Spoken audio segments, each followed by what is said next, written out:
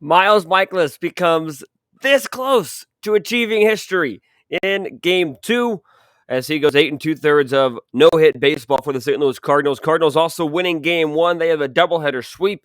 Paul Goldschmidt making an early MVP caliber case of a season, and Michaelis continues his strong start as well. We're talking about that all on today's episode of Locked On Cardinals.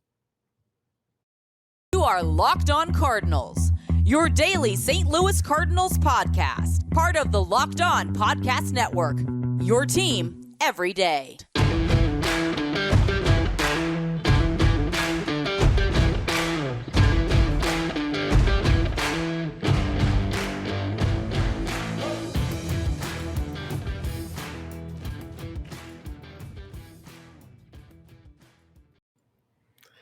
Hello, and welcome to the Locked On podcast for Wednesday, June the 15th. This is episode number 1 of the day. Talking about Michaelis' near no-hitter, Paul Goldschmidt's continued dominance, and the doubleheader sweep. I am Lucas Smith, host of the Locked On Cardinals podcast. Thank you for making it your first listen of the day. Each and every day, this episode is brought to you by Blue Nile. Make your moment sparkle with jewelry from BlueNile.com. And Locked On Sports listeners get $50 off purchases of $500 or more. This podcast exclusive includes engagement pieces, so use code Locked On at checkout. St. Louis Cardinals with a great day on Tuesday, as really all the momentum now shifting to the Cardinals as they sweep the Pirates. And before we get too deep into the show, I understand that it was against the Pittsburgh Pirates, and I'm not trying to get overly excited or say this team is the best team in baseball, yada, yada. I'm not saying that. But what I am going to say is I'm going to go back to my point that I was making on Monday's episode, is that the Cardinals have an opportunity right now to take advantage of the schedule at hand. The Cardinals playing the Pirates 4 times at home, the Brewers on the road against the New York Mets. So far, so good. Brewers lost 1 to the Mets yesterday. The Cardinals win 2 games against the Pittsburgh Pirates, so they go 2.5 up on the Milwaukee Brewers, who are now 1-9 in their last 10, and Chris Bassett shut down the Brewers yesterday. So they have been taking advantage of the schedule tenfold. How have they been doing that? Well, we're going to actually start with Game 2. When I was writing out the episode for this one, I was going to talk about Goldschmidt, how good he's been, MVP stuff, all these different things. Well, now we got to talk about Michaelis and how good he was in yesterday's ball game. And again, I apologize for not getting show out in yesterday's for yesterday, but as you can kind of tell, at least at the beginning of there, that episode voice is still trying to find its way back. But we're still getting 2 episodes out today. But Michaelis comes within a strike of a no-hitter. He goes 8 2/3 of an inning, gets his 5th win of the season, gives up that one measly little hit, that 2-out, 2-strike double by Cal Mitchell in the 9th. Gives up an unearned run. He walked a batter and struck out 6 on 129 pitches. 81 of those were for strikes. ERA, as I mentioned, lowered to 2.62. Michaelis, that is the best start he has turned in at the major league level. No question about it. And it came on a start where the Cardinals needed him to at least go deep into the game. Because Matthew Liberatore gave the Cardinals 5 solid, but you still had to use your big 3 in Game 1 in Gallegos, Cabrera, and Helsley. So you had to use those 3 guys. So those 3 were going to be unavailable for Game 2. Michaelis said, you know what, I'm not just going to go deep in the game. I'm going to go 26 outs. And fast forwarding to that last play, seeing a little bit of hate on Bader on not being able to make that catch, mistiming, all these things. First of all, that's an incredibly difficult catch to make. And if Bader is at quote-unquote normal depth, he makes that catch. And that is not a knock against Bader. With 2 outs, you want to protect in a no-hitter situation. With 2 outs, a no-hitter on the line, you want to play shallow to protect yourself from the little bloop base hit that drops in. If a batter hits it over your head, great. No problem. That is what it is. Just let it be. And Cal Mitchell hit the ball 101 miles an hour off the bat with an expected batting average of .550. So, even the sabermetrics pointed towards that being a hit. But from the Cardinals' standpoint, from Michaelis' standpoint, that is a heartbreaker to give up. He was so good. I was surprised Marmol let him roll as long as he did. Ended up getting pulled out immediately after that bat. Exited to a standing ovation. But a quote that I want to talk about, Miles Michaelis said that he felt like he let down the defense because of how good the defense really was. Because no no-hitter, no perfect game is complete without that play, without the one sparkling defensive play. And the defense the whole night outside of the one Yepes there was spectacular for the St. Louis Cardinals. So I thought that was an interesting quote from Michaelis, and as he was just like, hey, I felt like I let the team down. And if Miles Michaelis is listening, or if somebody can tell Miles Michaelis this, from Lucas Smith of the Locked On Podcast Network, host of Locked On Cardinals, Miles Michaelis did not let anybody down yesterday. Not one single person. It was a heartbreaker to watch him lose the no-hitter, but Michaelis has what was phenomenal yesterday. And yes, this is the day after a no-hitter. Emotions are probably still a little bit high on my part, so I recognize that. But Michaelis is turning in his best season since the 2018 season. Yes, he's got tagged with 4 losses. He definitely has had his bad starts. But overall, 5-4 in 13 starts, 82 in the third innings already, 66 strikeouts, and a .97 whip. His last 2 starts have been phenomenal. 8 innings against the Rays. He gave up just 1 2-run home run. Also gave up 8 innings, 3 hits, 2 earned. That's a tough luck loss there. He struck out 9. And then against the Pirates, got the win, as I mentioned, 8 2/3, a hit, an unearned run, a walk, and 6 punch-outs. He's looking like he did in 2018 when he was 18-4, 2.83 ERA, 200 2/3 7 innings pitched. That's how good he's been this year. A couple of seasons of ERAs north of 4 for Michaelis in 19 and 21. Only 9 starts in 21. Did not pitch in 2020. Miles Michaelis, Miles, I think, is a little bit more of a dark horse candidate for his award. I'll talk about Paul Goldschmidt in just a minute for his award that I think he should win. But for Miles Michaelis, he's a dark horse Cy Young Award winner right now. And I talked about this earlier on in the season when he was on one of these roles. But even, I mentioned the last 2 starts. His last 7 starts haven't been exceptional with an ERA of 3.45 because, again, he has gotten, not lit up, but he has had his fair share of poor starts. The start before that Tampa Bay start, he only went 5 innings, gave up 4 earned runs against the Cubs. He gave up 6 earned runs to start before that against Milwaukee in 5 2/3 of an innings pitch. So he's got his blow-up starts, but also the game logs are very, very, very kind to him. 5 shutout innings against the Marlins on the 20th of April. 7 shutout innings against the Mets on the 25th of April. 5 2/3, 1 run against the Giants on the 5th of May. 7 innings, 1 earned run against the Orioles on the 11th. 6 innings, 2 earned runs against the Mets on May 17th. He's had some phenomenal starts, but his last one takes the cake. And I thought the start against Tampa Bay, I thought that was as good as we're going to get from Miles Michaelis. And then he comes out and gives you 2 more outs, a run less, and 2 hits less for only 1 hit. His stuff is playing because of the control that he has been able to showcase at the major league level this season. His whip is minuscule right now at 0.97. Walks plus hits over innings pitched. He's only walked 16 batters in 82 1/3 innings pitched. For reference, he walked 11 batters in 44 2/3 innings last year. He only walked 29 batters all of 2018 in 200 innings. 200 2/3 to be exact. This is somebody that is finding his stuff, that has been everything the Cardinals have needed him to be and more. And maybe it might require a deep dive. It might take a look into the numbers extremely deep, deeper than you might need for a clear winner. But Miles Michaelis at least needs to be in the conversation for Cy Young. And I'll give you recency bias. I'll give you that. He's coming off a no-hitter. He's had 2 great starts against offenses that are not at the top of the league. You got all these things you could say, and I get that. But Miles Michaelis has been absolutely dynamite for the Cardinals this year. Dynamite. Last night was just another example of how good Michaelis can be when his control is on. And I'll be honest, I've said this a couple times on the show over the last couple of years. Hard to believe that already for me, started in 2020, almost the 2-year mark.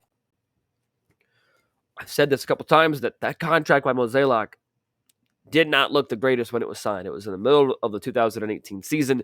You still had 19 to go. He was pitching really well in 2018, but you just didn't know. And then 2019 was bad. Didn't pitch in 2020. Only 9 starts, 40-some-odd innings in 2021. So that the contract looked bad. And it still might be bad. Maybe Michaelis goes back to his 2019, 2021 self. It doesn't pitch great. Obviously, that's a possibility. But the point is that right now, the big point that I'm trying to make in this comment here, Miles Michaelis is making this into a good contract. He is performing the way he was when he signed it, which is why the Cardinals thought it was such a good idea to give him the multi-year contract before the first season was even up. So credit to Miles Michaelis. He was phenomenal yesterday, aided by defense and by Paul Goldschmidt. How on fire can a man get before we have to call the fire department? Paul Goldschmidt is lighting up the baseball world, taking the world by storm, and we're going to talk about it coming up here in just a moment. But first, I want to tell you guys that this episode is brought to you in part by Rock Auto, because with the ever-increasing numbers of makes and models, it's now impossible for your local chain auto parts store to stock all the parts you're ever going to need. Why endure often pointless or intimidating questioning and wait while the person behind the counter looks at their computer and orders the parts that only they have to offer? You have computers with access to rockauto.com at home and in your pocket on your smartphone.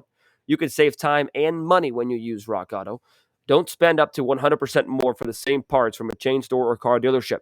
For example, a Honda Odyssey fuel pump is $353 at the chain store, just $216 from Rock Auto. It's a family business serving do-it-yourselfers for over 20 years. Their prices are reliably low for each and every customer. They have everything you could need: brake parts, tail lamps, motor oil, new carpet, everything. So go to rockauto.com right now. See all the parts available for your car or truck. Be sure to write Locked On in their How Did You Hear About Us box so they know that we sent you. Amazing selection, reliably low prices, all the parts your car will ever need. You can find them at rockauto.com. The last Cardinals MVP was Albert Pujols. He was a first baseman. The next Cardinal MVP very well could be their current first baseman in Paul Goldschmidt. 3 home run day on Tuesday, 2 home runs in game 2, 1 in game 1. He is on another level right now. When you didn't think it could get any hotter, he's gotten hotter. 349 the average, 431 the on base. I'm going to say that again for those in the back. 431 on base. That is the second highest of his career in a single season. The only higher came in 2015 when he had a 435. That is unbelievable. And a 642 slugging. He's never slugged above 600 for an OPS of 1,073. His only OPS of over 1,000 came in that 2015 season when it was 1,005. In 61 games, he has totaled 20 doubles, 16 home runs, 56 runs driven in.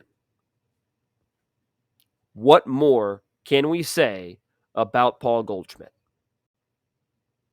He was the player of the month in May.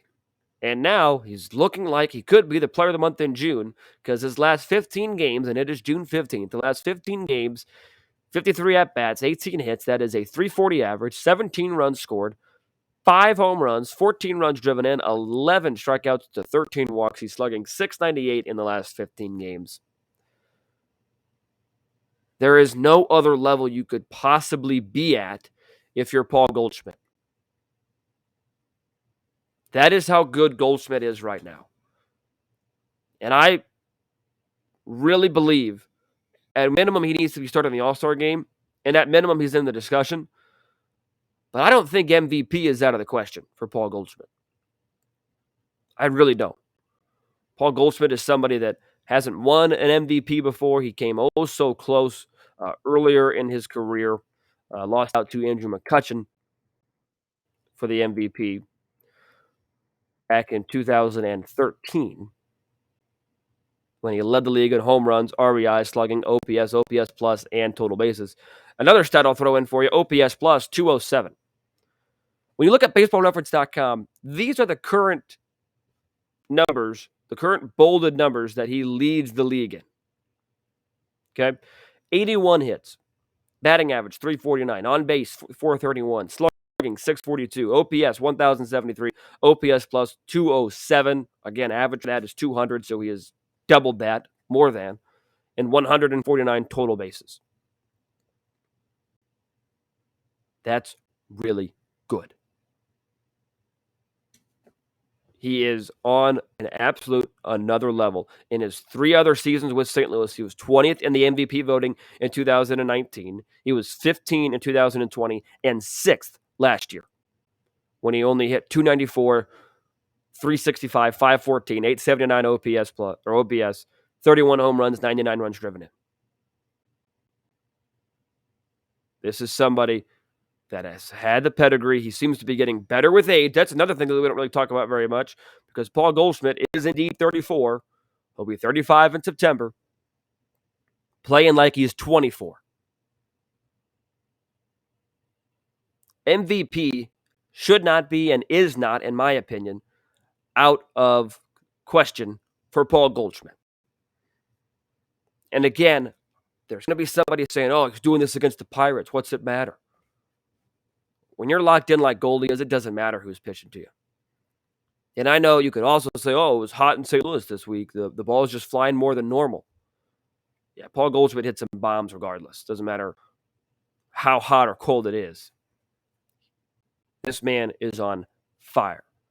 Already mentioned, leading the league in batting average. He's also leading the league in offensive WAR at 3.8.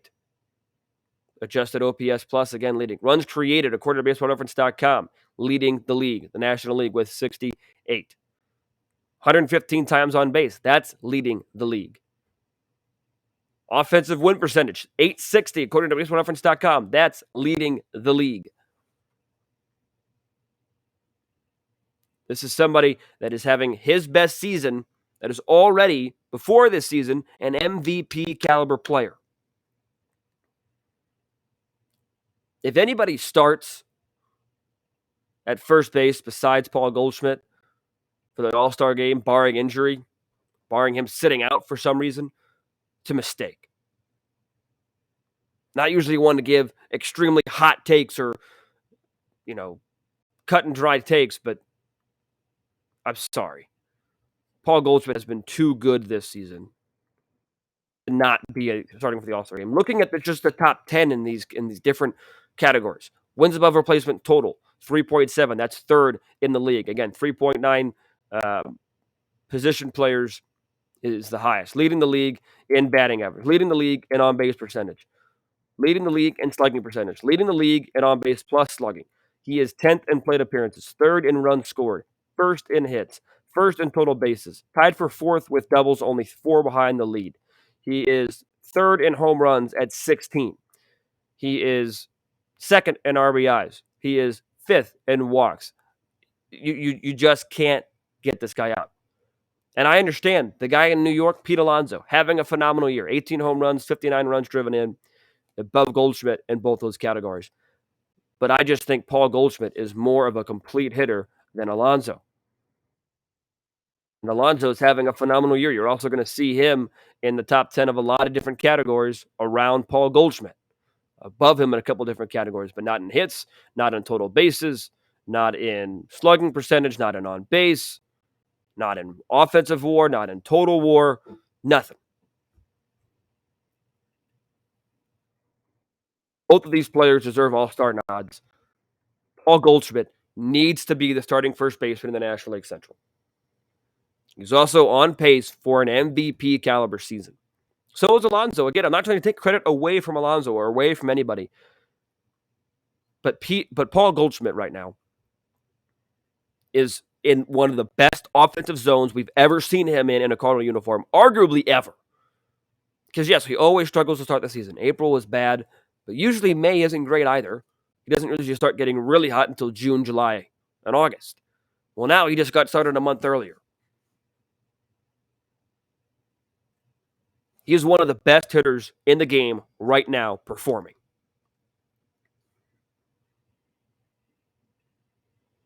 Paul Goldschmidt should be getting MVP votes by season's end, should be starting the All-Star game for the National League.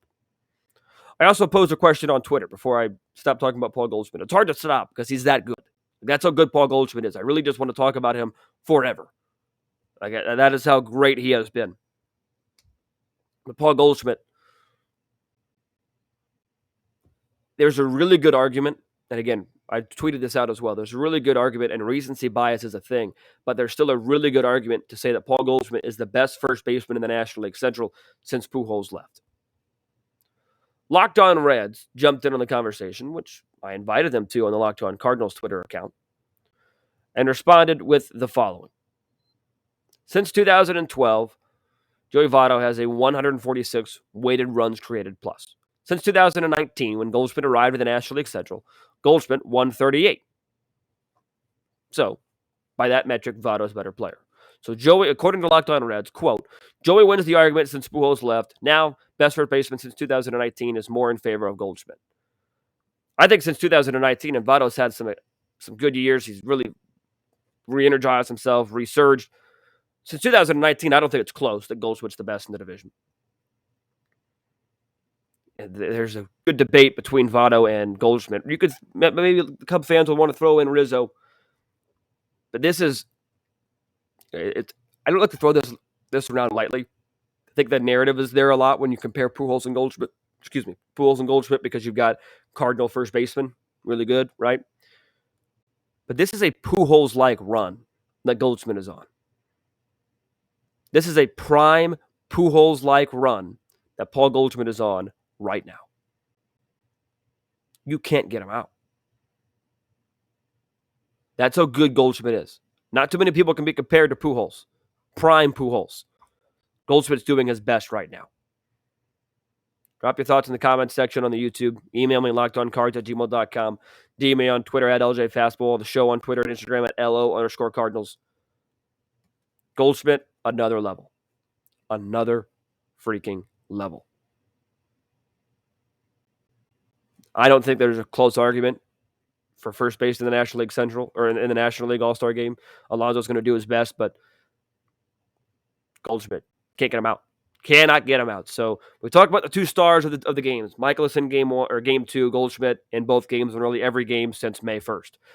We'll talk about a couple more points in the games. We'll talk about Nolan Arenado's base running. We'll talk about the weird balk call or delayed balk call for the Cardinals for the Cardinals against the Pirates. That was kind of a weird play. So we'll talk about both those things coming up here in just a moment. But first, I want to talk about today's title sponsor, and that is BlueNile.com.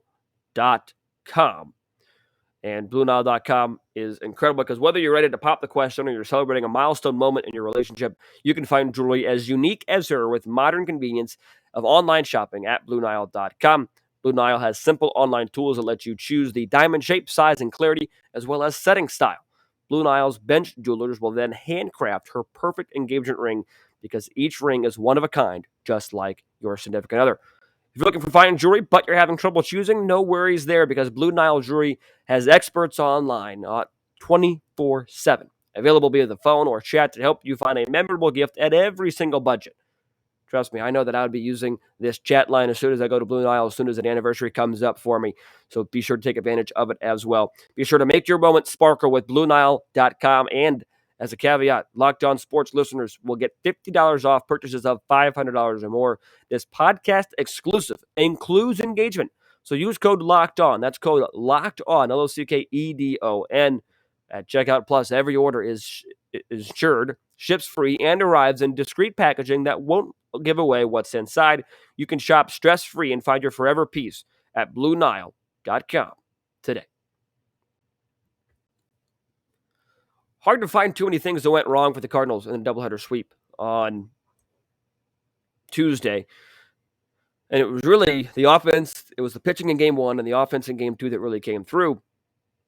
But I want to talk about two specific plays and then talk about individual performances, specifically with game 1 that I haven't talked about yet. Before that, I wanted to let you know that the Ultimate NBA Mock Draft starts June 16th. That's tomorrow. With over 50 insiders, nothing equals the Ultimate NBA Mock Draft. The Locked On NBA big board draft. Experts plus the Odyssey insiders give you everything you need to know. First pick is tomorrow, June 16th. Be sure to search Ultimate NBA Mock Draft. Follow now so you don't miss a pick. In the fourth inning was a weird one because you had Molina get picked off, and then you had the great base running, the exceptional base running of Nolan Gorman. And it's really one that you didn't expect to see just because it was so bizarre. Like it was so bizarre. First, we'll start with the balk play because it was JT Brubaker on the mound for the St. Louis Cardinals, and it only led, for the Pittsburgh Pirates, it only led to one run. But you have Bader grounding out. You had back-to-back errors by Diego Castillo. And then Donovan strikes out for the second out. While Nolan Gorman was batting, Brubaker set up in the windup. 3-2, 2 outs, runners on base, runners getting a head start. Brubaker starts his windup and then steps off. It should have been a balk in the first place. And from what I saw online of the Pirates broadcast, they were irate that it was end up calling a balk. Both radio and TV admitted that it was a balk. They were just mad that it wasn't called. Molina was picked off to end the inning, and then they go back and make the call. They were arguing that Molina convinced them, and there's a decent argument for that. I don't know the exact rule, but regardless, it was a bizarre play, and it really made things could have got a lot worse if Goldschmidt made the Pirates pay, which he didn't. But that was just a weird, bizarre play that if that was the other way around, I'd be irate that they had to reverse that call. I would be. And I'm sure Cardinal fans would be as well. But I want to highlight the great base running in that play. This is in game one, that fourth inning. Goldschmidt hits one on the ground after the Gorman walk. Instead of sliding into second base and conceding the out, Nolan Gorman rounds second. So he's safe. The run scores at that point. Gorman was trying to get a second run. Mundo Sosa was caught in a rundown and picked off. But, that was only a 3-1 game. That run could have played a pivotal role for the St. Louis Cardinals. It ended up just being insurance, but a great heads-up base running play by Nolan Gorman, proving that, yes, he's got light tower power. Yes, he's got some things to work on the field, but he flashed leather a little bit yesterday. He's also a very smart base runner. I was really impressed with that play. Even the second base umpire, Dan Iasonia, kind of delayed his safe call because he was confused. I was confused as well, I'm sure everybody else was. But that was a really heads-up play by Gorman in game one for the St. Louis Cardinals that, again, played a key role because it ended up allowing it to be a 3-1 advantage instead of just a 2-run advantage. But pitching in this game was really the highlight for me. You had Liberatore go 5 solid innings, just 3 hits, 2 walks, 5 strikeouts, throws 79 pitches, 51 for strikes, gets a second career win. Drew Verhagen puts up a scoreless 6th inning. Genesis Cabrera comes in. He gives up a home run to Chang in the 7th inning. He goes to a total of inning and a third. Helsley comes in, gets 2 outs, and Gallegos gets the save. He gives up a hit, but strikes out a man in the 9th. That, again, the recipe for success for the Cardinals. Starting pitcher goes 5-6. You finish it up 7-8-9 with your big 3. There still is a great argument that you're going to need somebody to get that 6th inning if your starter only gives you 5. And you're going to need some pitching help. There's a good argument for that. But again, the Cardinals showing right now the strength of this team, a huge strength of this team, is that when this bullpen is rested, they are really phenomenal. And outside of Goldschmidt, the offense wasn't anything too big to write home about in game one. Goldschmidt was something to write home about in game 2, but so were some other key characters. Tommy Edman, a 3-hit day. Brendan Donovan, a 4-hit day. Nolan Gorman had a couple hits, and Harrison Bader gets back in hit column as well. You saw a double by Gorman, double by Donovan, leadoff home run by Edman as well, in addition to the 2 home runs hit by Paul Goldschmidt. So again, I agree. It was the Pirates. This team is bad. This does not mean that the Cardinals are automatically back to their all-star performances, that we can just cruise to the end of the season, that every problem this team has is fixed. I understand that is not the case. But what did I talk about on Monday? I started the show with this point as well. What did I talk about on Monday? Cardinals need to take advantage of their schedule, as well as the Brewers' schedule. 2 days later, check and check. The Mets beat the Brewers. The Cardinals won 3 games against Pittsburgh looking for a sweep a little bit later. They have done everything they needed to do to take advantage of the schedule and dominate the Pirates. Step 3 is for Jack Flaherty to make his return, give you 60 pitches, hopefully that's around 3 to 4 innings, and dominate. And go into Boston with a 4-game winning streak coming off a sweep. That would be prime. So that's going to do it for episode number 1 today. So this is in place of yesterday's episode, because if you're wondering why I didn't talk about Jack Flaherty, talking about him in the second episode released today, a little bit later on this afternoon. So be sure to tune back in for that. But again, Michaelis, Paul Goldschmidt stole the show on Tuesday in a doubleheader sweep. So be sure to come back a little bit later as I preview Jack Flaherty's season debut as the Cardinals go for a 4-game sweep against the Pittsburgh Pirates. Until I talk to you then, be sure to stay safe, stay well, and have a fantastic rest of your day.